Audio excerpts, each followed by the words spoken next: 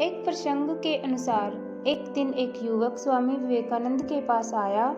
उसने कहा कि मैं आपसे गीता पढ़ना चाहता हूँ। स्वामी जी ने युवक को ध्यान से देखा और कहा कि पहले 6 माह प्रतिदिन फुटबॉल खेलो, फिर आओ, तब मैं तुम्हें गीता पाठ करवाऊंगा। युवक आश्चर्य में पड़ गया। गीता जी जैसे पवित्र ग्रंथ के अध्ययन के बीच में ये फुटबॉल कहाँ से आ गया? इसका क्या काम है?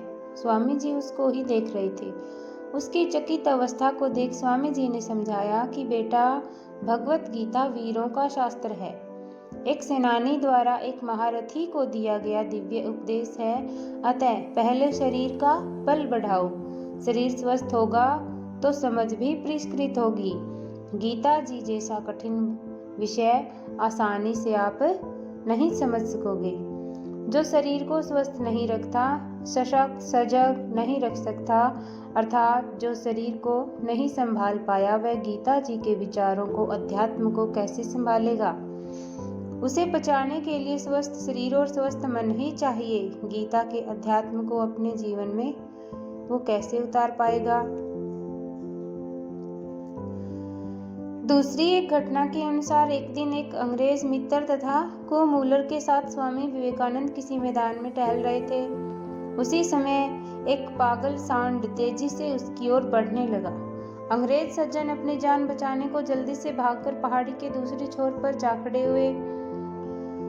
मूलर भी जितना हो सका दौड़ी और फिर घबराकर भूमि पर गिर पड़ी। स्वामी जी ने यह सब देखा और उन्हें सहायता पहुंचाने का कोई और उपाय न देखकर वे सांड के सामने खड़े हो गए और सोचने लगे, चलो अंत आ ही पहुंचा। उस समय उनका मन हिसाब करने में लगा हुआ था कि सांड उन्हें कितनी दूर फेंकेगा। परंतु कुछ कदम बढ़ने के बाद ही वह ठहर गया और अचानक ही अपना सिर उठाकर पीछे हटने लगा। स्वामी जी को पशु के समक्ष छोड़कर अपने कायरतापूर्ण पलायन पर वे अंग्रेज बड़े ही लज्जित हुए। मूलर ने पूछा कि वे ऐसी खतरनाक परिस्थिति से सामना करने का साहस कैसे जुटा सके।